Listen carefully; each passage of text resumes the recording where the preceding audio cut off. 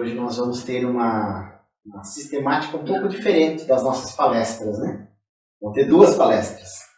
E então a gente convida para, depois da leitura, para a gente fazer uma prece, para que a gente possa se harmonizar e que Deus possa ampliar o nosso entendimento, que Jesus possa nos trazer, né, a inspiração, né, a capacidade de abrir aí os horizontes para a doutrina espírita, a cura, né, a paz, tudo isso, né? Então vamos cerrar os nossos olhos e de mentes e corações elevados, vamos pedir a Jesus que, assim como no encontro com a mulher samaritana, ofereceu a ela a água viva do seu Evangelho, que Jesus possa também oferecer para nós nessa noite de hoje.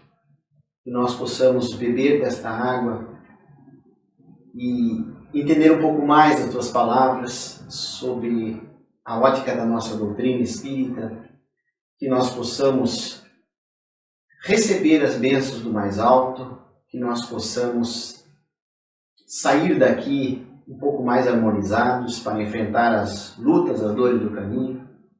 Que o nosso anjo da guarda seja também fortalecido para que nós possamos, em prece, sintonizar com ele mais e mais no nosso dia a dia. Que os obstáculos, Senhor, e pedras do caminho não interrompam o nosso desejo de te buscar e beber desta fonte. Seja conosco, Senhor, agora e sempre. Que assim seja. Hoje nós sempre trazemos nas segundas-feiras um palestrante que conversa com a gente ali em torno de 45, 50 minutos até 1 hora. Hoje, como eu falei, são 2 jovens, né? E é um momento em que anualmente a União Regional Espírita do nosso norte aqui trabalha com esses jovens nas casas. E a Giane vai falar um pouquinho sobre essa atividade para nós. E o ano passa rápido, né? Fica à vontade. Obrigada. Boa noite a todos. Boa noite. Agradecendo primeiramente a casa pela abrir as portas, né, para essa atividade. Essa atividade, o mês do Jovem Espírita, como ele já começou, há 19 anos que ele acontece ininterruptamente. Já sabemos de edições anteriores, mas sem parar, estamos há 19 anos trabalhando. Uma equipe anterior, agora outra equipe trabalhando, né, convidando os jovens da região para fazer as palestras. Essa atividade começou com a Semana do Jovem, Quinzena do Jovem, e agora está o mês do Jovem. Até temos que nos cuidar, que senão o mês vai ficando maior. Porque nós temos 16 jovens palestrantes da nossa região, em 30 casas da nossa região. Como ele já falou, né? Joinville, Barra Velha, Jaraguá, São Francisco, Araquari, Porto Alegre, Itapuá. Guaramirim. Não posso esquecer Guaramirim. Toninho. Não esqueci o Toninho. É meu tio. Então todas essas casas, né, a gente foi abrindo espaço, conversando, e o pessoal já conhecia o trabalho, e abre espaço para essa atividade, que começou dia 12 de agosto, vai até dia 15 de setembro. Até por causa das agendas, assim, o 15 é o limite ali, né, mas deu certinho, as casas se organizam nesse sentido. Como eu falei, a quinzena começou devagarinho. Quando começou, as casas espíritas não queriam abrir espaço. Não, os jovens fazendo palestra não vai dar certo. Teve 3 casas que abriram espaço. Não, vai dar certo. E deu, tanto que estamos há 19 anos fazendo essa atividade. Essa atividade começa mais ou menos em abril, maio, quando a gente começa a agendar nas casas espíritas, organizando o mês. Depois a gente convida os jovens que participam de grupo de juventude, que participam das casas, a gente fazer uma reunião para eles decidirem que tema vão escolher. Até nós temos o Gilvan tem uma situação imprópria, porque quando eu agendei, um tempinho depois ele perguntou: Giane, seria tão interessante que falasse sobre valorização da vida, né, que é a semana que a gente vai fazer. Eu disse: eu não sei qual o tema que os jovens vão escolher. Quando eles tiverem um tema eu vou te avisar, mas não sei qual, não tenho como garantir. Então, eles escolheram esse ano valorização da vida. E quando fiquei sabendo, já mandei um ok, você venceu. Né? Foi mais forte. Mas é algo que eu muito estava comentando no carro, é algo que está sempre sendo pedido que nós falemos sobre isso. É uma coisa muito forte. Né? Então, coincidir, estamos aqui hoje falando sobre esse tema que eles escolheram.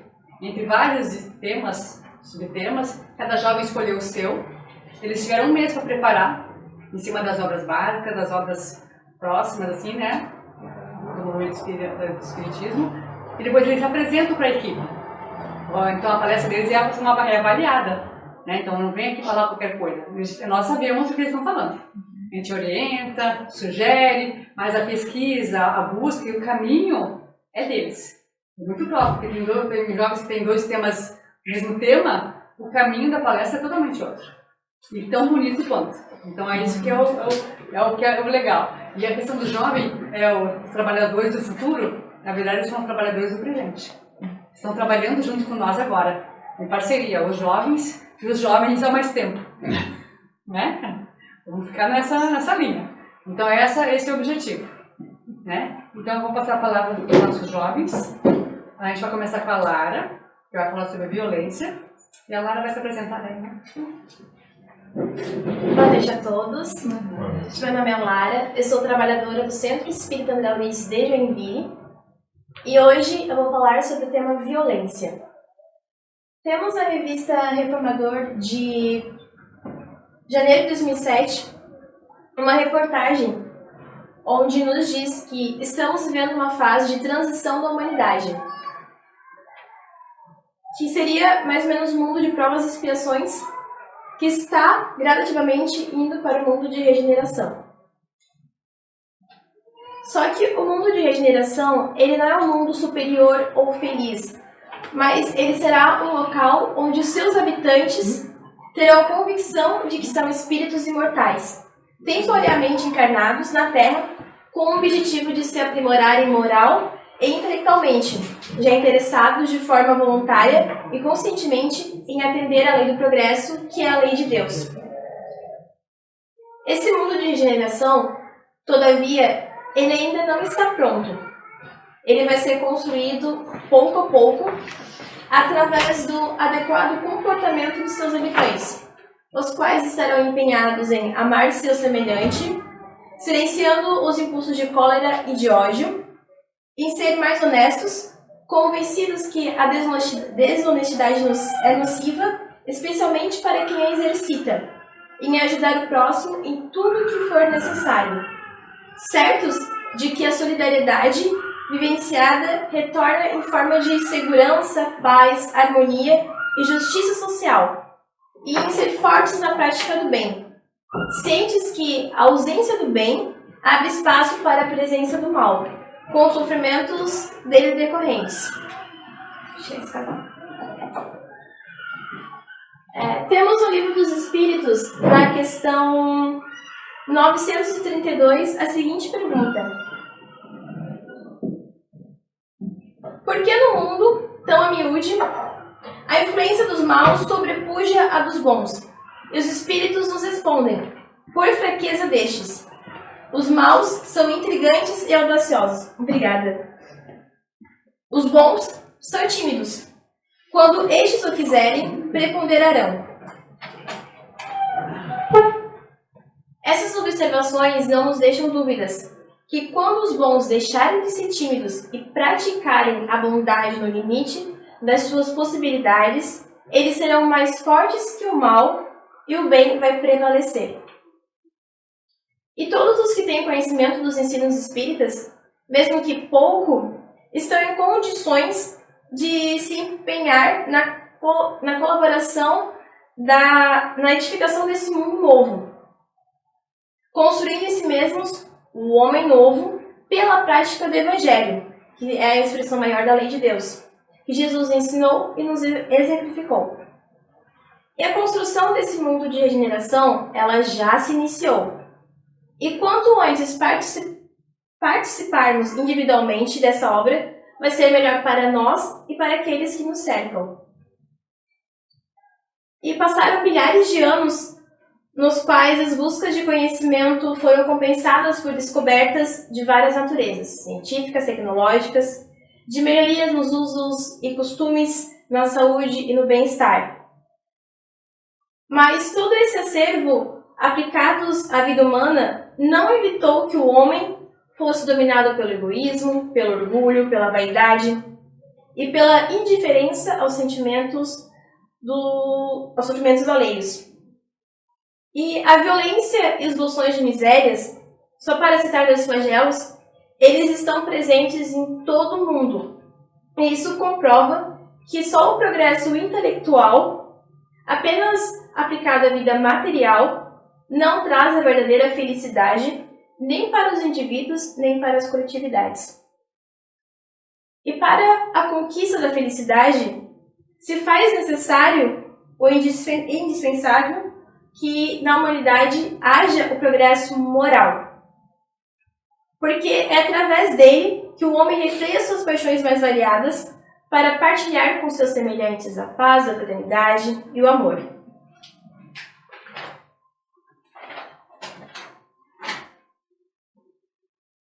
Todavia, nos dias de hoje, ainda temos muitas manifestações de violência, tanto física quanto moral, como assassínios, sequestros, corrupção, manifestações de ódio, de fanatismo, de preconceito.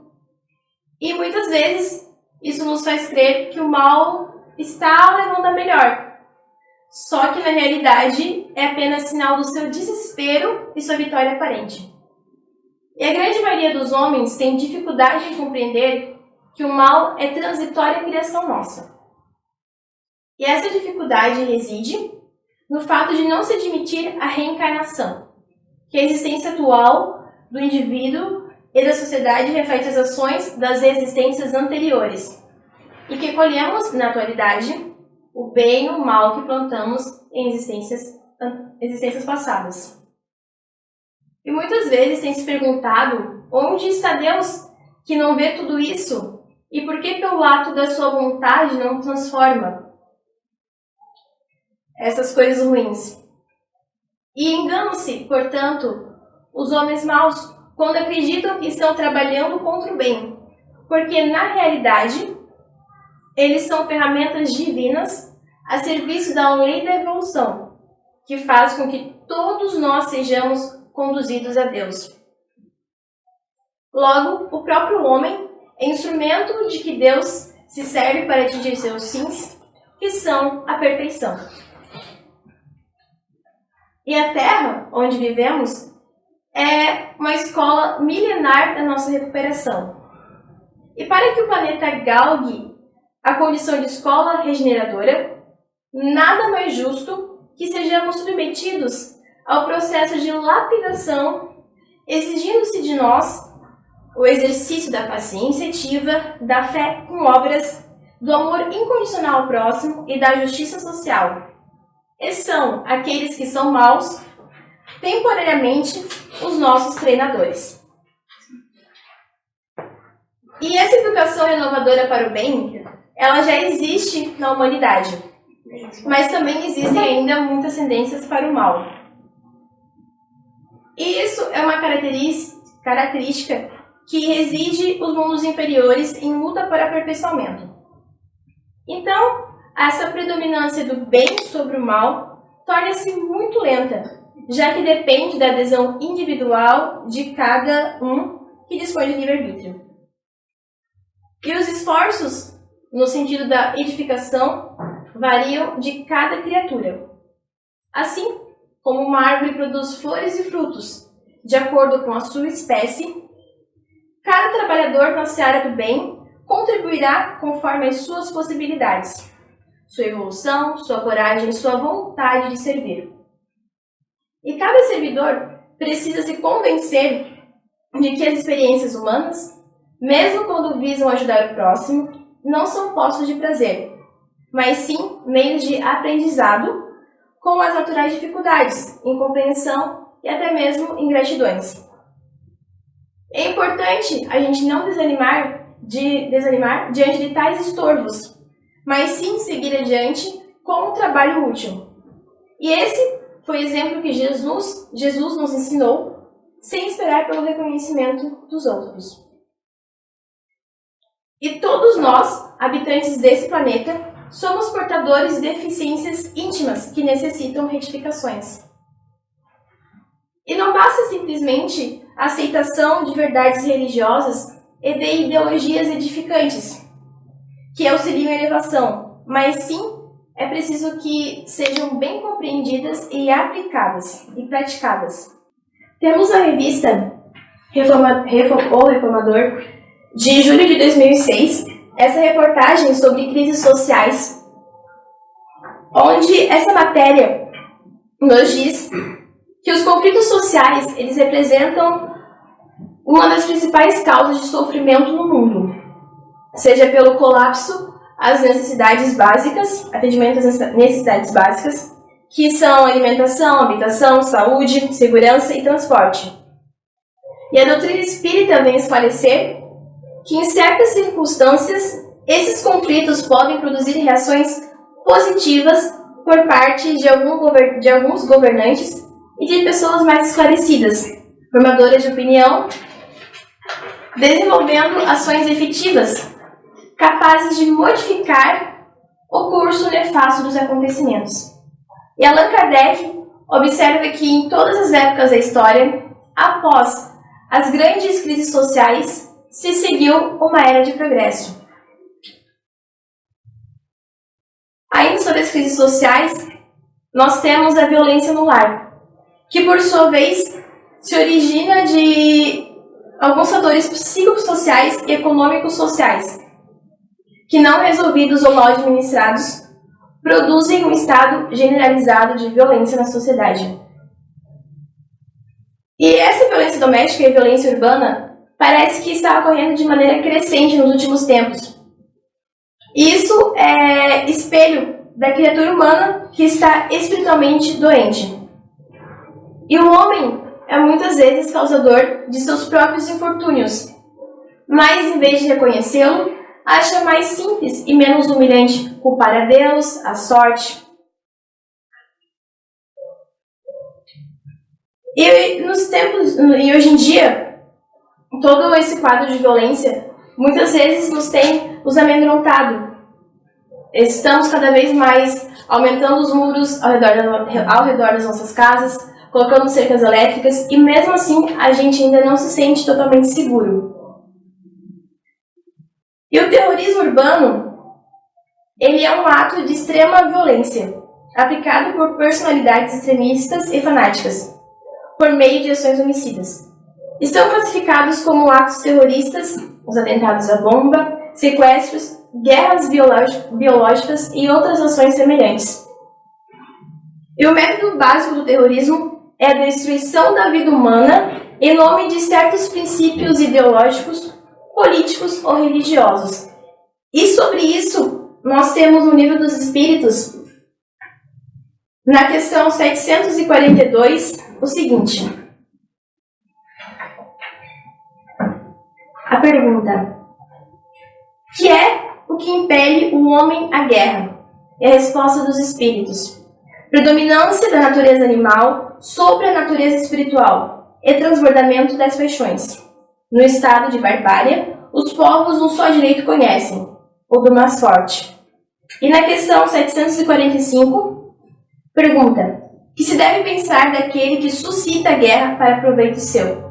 E a resposta dos Espíritos: grande culpado é esse, e muitas existências lhe serão necessárias para expiar todos os assassínios de que haja sido causa, porquanto responderá por todos os homens cuja morte tenha causado para satisfazer a sua missão.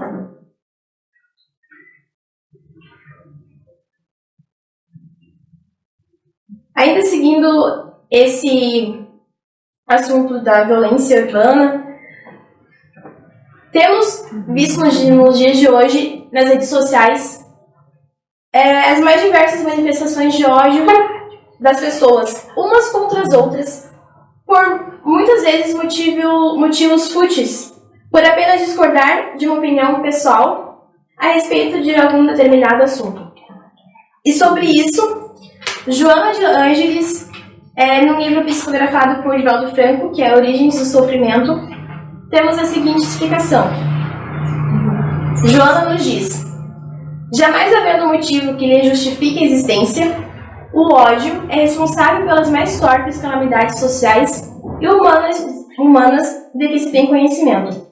Quando se instala com facilidade, expande as suas raízes como tenazes vigorosas que estrangulam a paz, transformando-se em agressividade e violência em constante manifestação. E já na revista o Reformador de 2019, de março, há uma matéria que nos fala que, em certas mensagens esclarecedoras, os benfeitores espirituais nos aconselham a cultivar o amor e a misericórdia para com aqueles que estão ainda praticando o mal ou desconhecendo ou desdenhando as luzes do Evangelho, evidenciando que a maldade, a iniquidade, enfim, tudo o que se divulga sem ter uma razão útil, apenas pelo prazer de difamar ou criticar, é contrário ao que Jesus nos ensinou, que é amar o próximo como a si mesmo. Os misericordiosos, eles vão agir com brandura, paciência e compreensão. Então, que sejamos humildes ao reconhecer que estamos distantes da perfeição, apontando com tanta veemência os erros alheios, e que devemos ser pacificadores, porque os pacificadores, eles fomentam a paz. E Jesus nos diz, em Mateus capítulo 5, versículo 9, que bem-aventurados os pacificadores, porque eles serão chamados filhos de Deus. E a virtude do pacificador é o altruísmo. O pacificador é aquele que promove a paz, é quem age sem violência, e é natural do altruísmo que o altruísmo repouse no amor verdadeiro. E em oposição ao egoísmo, que significa estar voltado para si mesmo, o altruísmo, ele se volta para o outro, saindo do universo pessoal e indo para o alheio. E nesse estágio, a pessoa é geradora de paz em sua volta, partindo para a ação e agindo no ambiente.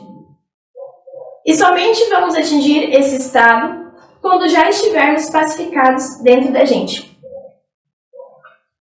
E quando fazemos uma reflexão diária, analisando o nosso mundo íntimo e buscando a harmonia, a paz interior, podemos criar, então, em torno de nós, um ambiente menos denso, com mais equilíbrio.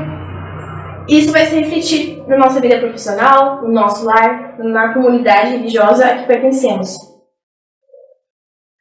Porém, é preciso compreensão, humildade, resignação, pureza de coração e simplicidade para chegarmos até essa compreensão maior do amor pelo outro, com misericórdia, compaixão e, sobretudo, buscando a paz verdadeira, que não condena, não julga, não fere e estende as mãos para ajudar e apoiar aos que, enfermos da alma, amargurados e revoltados, chamam contra a vida e se desesperam ante o vazio existencial.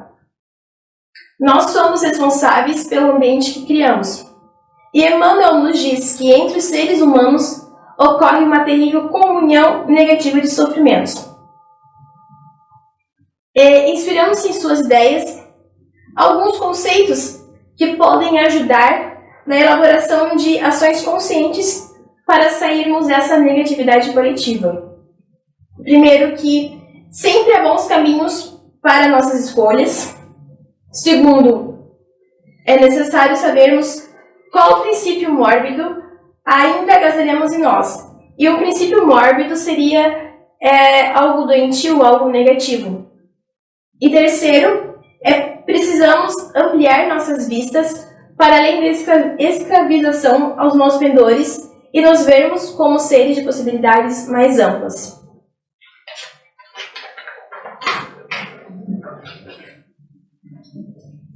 E temos no Jornal Espírita, O Mineiro, de julho de 1970, há uma belíssima reflexão sobre Chico Xavier sobre esse assunto. E o Chico conta que quando morava em Pedro Leopoldo, ele sempre esperava a condução bem próxima de um pântano. E com o tempo, ele foi percebendo que ali começou a nascer algumas flores muito bonitas. E certa vez, Emmanuel lhe apareceu e disse: "Mas Chico, o pântano ainda continua lá." E por isso, Chico Xavier pediu que não mais incentivassem a sua vaidade, exaltando sua mediunidade.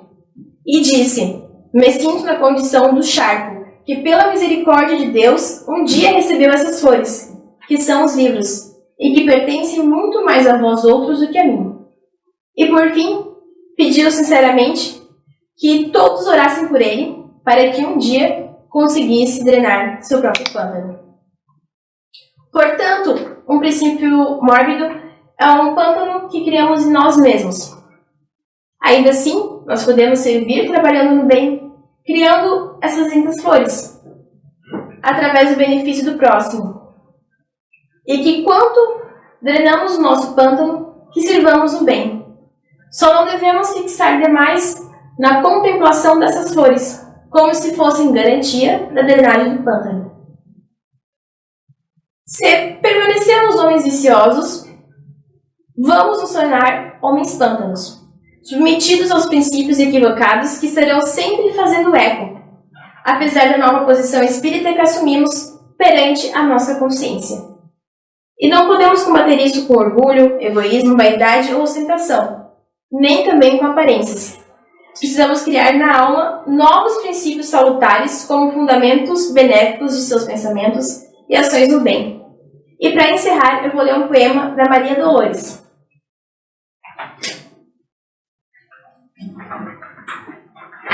Que é o seguinte: Conversa com Jesus. Senhor, não lastimamos tanto contemplar no caminho a penúria sem nome, porque sabemos que socorrerás os famintos de pão e os sedentos de paz. Dói encontrar na vida os que fazem a fome.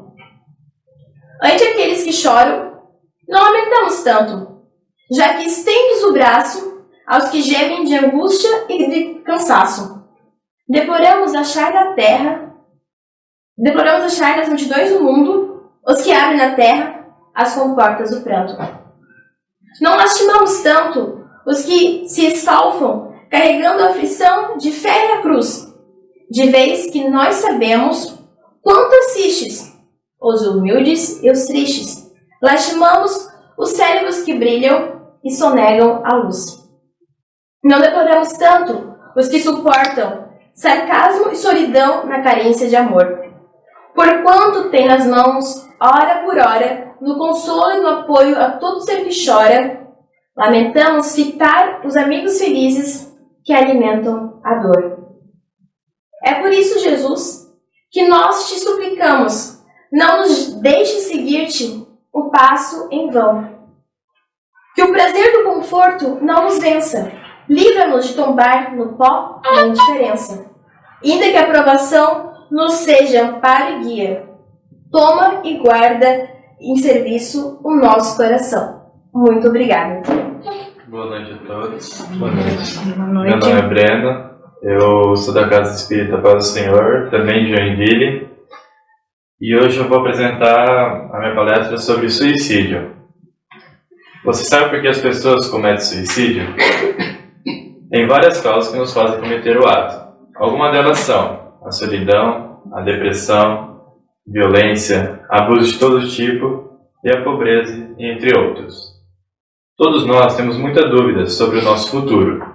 As ideias materialistas, numa palavra, são as maiores incitantes ao suicídio. Produzem a covardia moral. Se nós estamos felizes com a vida, o melhor a se fazer é matar-se? O que poderíamos dizer para desviá-lo dessa consequência? Que esperança ele pode dar? Nenhuma, a não ser o nada.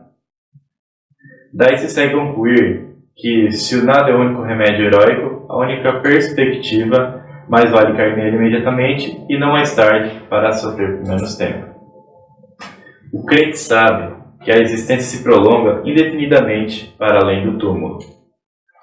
Mas em condições muito diversas, daí a paciência e a resignação que o afastam muito naturalmente de pensar no suicídio. Daí, numa palavra, a coragem moral. Algumas questões do Livro dos Espíritos, como a questão 944, Kardec pergunta: o homem tem direito de dispor da sua própria vida? E os Espíritos respondem: não, somente Deus tem esse direito. O suicídio voluntário é uma transgressão da lei divina. Na questão 952, Kardec pergunta: Comete suicídio o homem que perece vítima de abuso de paixões que ele sabia que iriam apressar o seu fim, mas às quais não lhe foi possível resistir. Porque o hábito se transformou em verdadeiras necessidades físicas, é um suicídio moral. Não compreendeis que nesse caso o homem é duplamente culpado?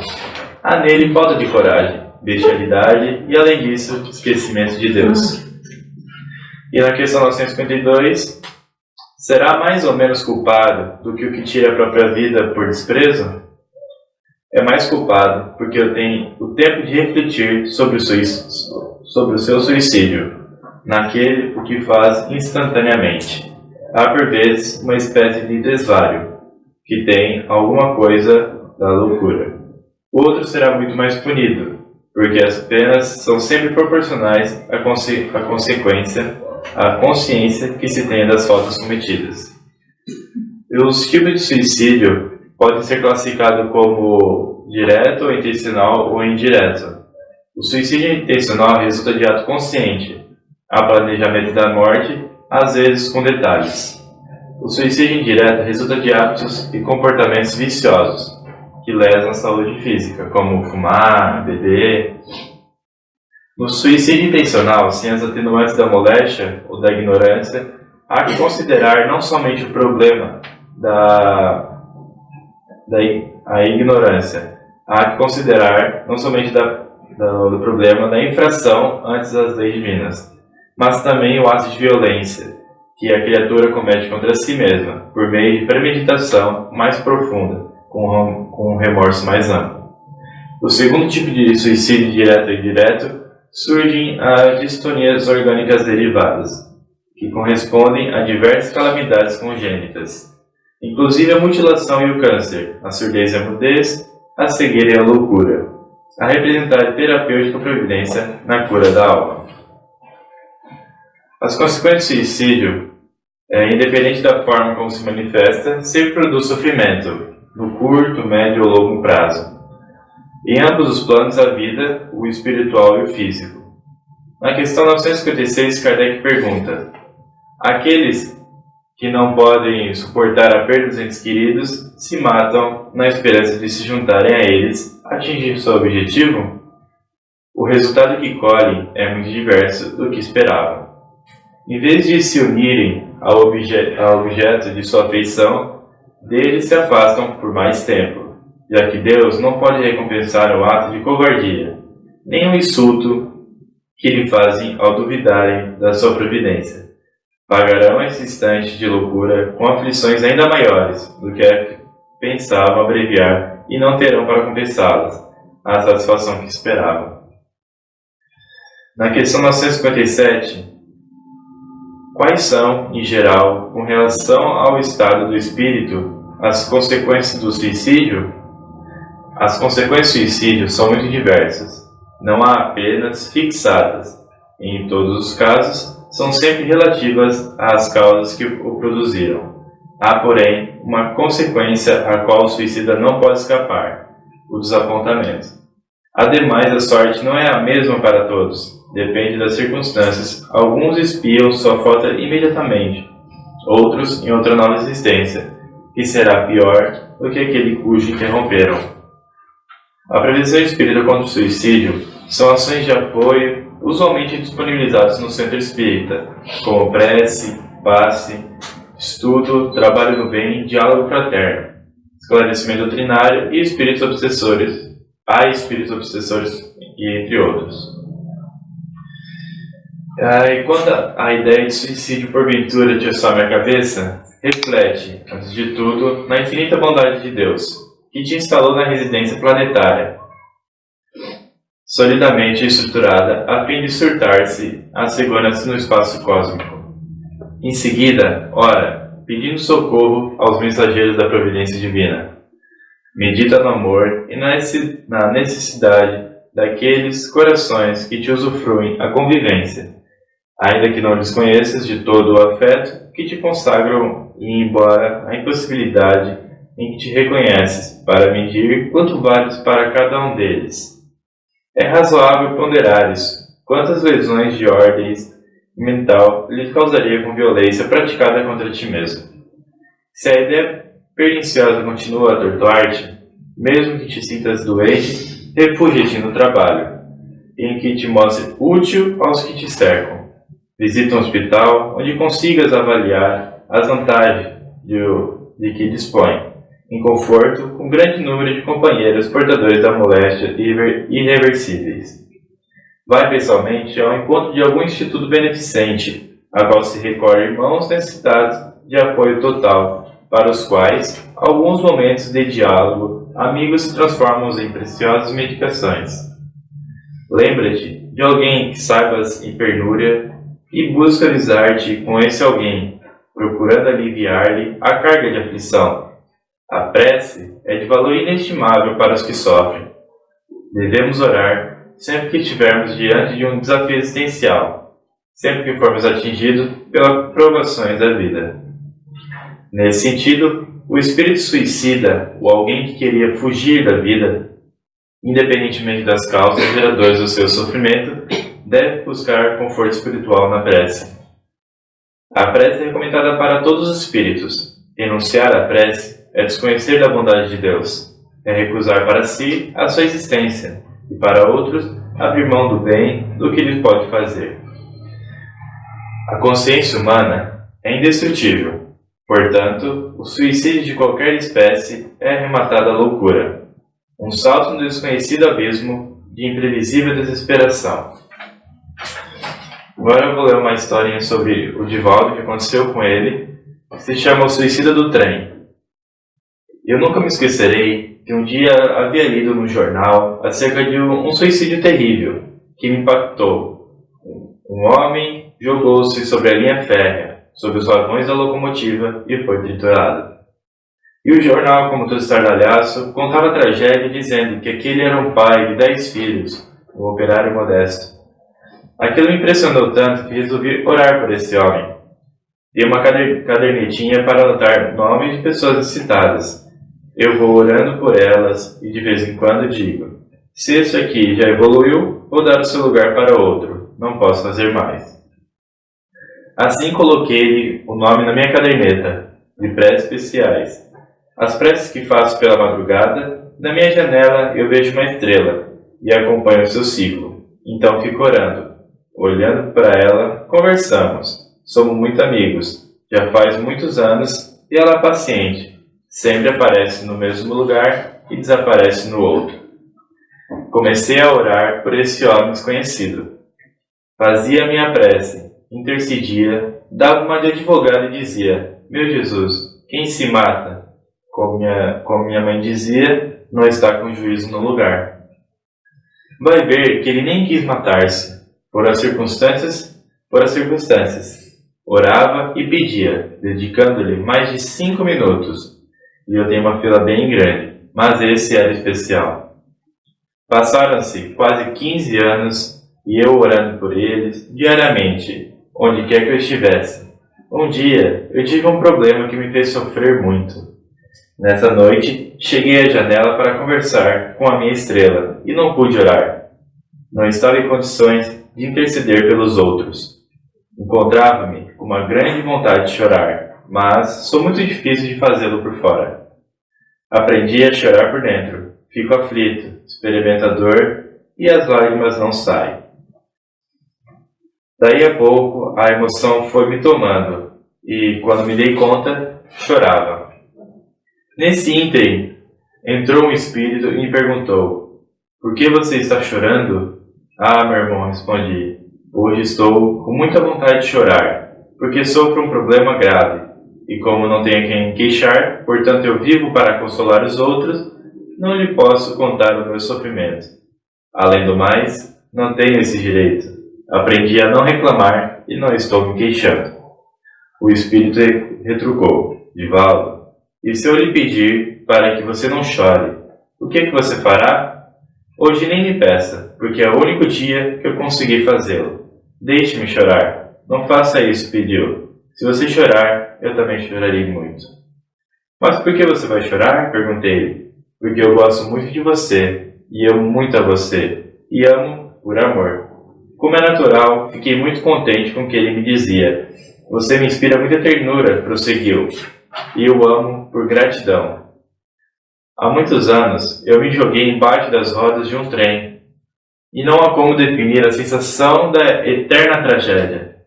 Eu ouvi o trem apitar, vi-o crescer ao meu encontro e senti-lhe as rodas me triturando, sem terminar e sem nunca morrer. Quando acabava de passar, quando eu ia respirar, escutava o apito e começava tudo outra vez. Até que um dia escutei alguém chamar pelo meu nome, fê-lo com tanto amor que aquilo me aliviou por um segundo. Pois o sofrimento logo voltou. Mais tarde, novamente, ouvi alguém chamar por mim. Passei a ter interregnos em que alguém me chamava. Eu conseguia respirar para aguentar aquele morrer que nunca morria. E não sei lhe dizer o tempo que passou. Transcorreu muito tempo mesmo, até o momento em que deixei de ouvir o apito do trem, para escutar as pessoas que me chamavam. Dei-me conta, então, que a morte não me matara e que alguém pedia a Deus por mim. Lembrei-me de Deus, de minha mãe, que já havia morrido. Comecei a refletir que eu não tinha o direito de ter feito aquilo. Passei a ouvir alguém dizendo, ele não fez por mal, ele não quis matar-se. Até que um dia, essa força foi tão grande que me atraiu. Eu vi você nessa janela, chamando por mim. Eu perguntei, continuou o espírito, quem é? Quem está pedindo a Deus por mim? Com tanto carinho, com tanta misericórdia? Mamãe surgiu e esclareceu-me. É uma alma que chora pelos desgraçados. Comovi-me, chorei muito e a partir daí passei a vir aqui sempre que você chamava pelo meu nome. Quando adquiri a consciência total, prosseguiu ele. Já se haviam passado mais de 14 anos. Lembrei-me da minha família e fui à minha casa. Encontrei a esposa blasfemando, injuriando-me.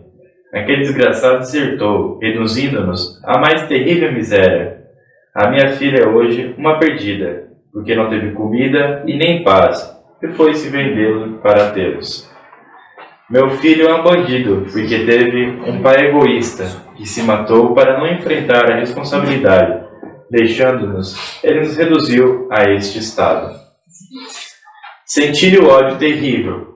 Depois, fui atraído à minha filha, num desses lugares miseráveis, onde ela estava exposta como mercadoria.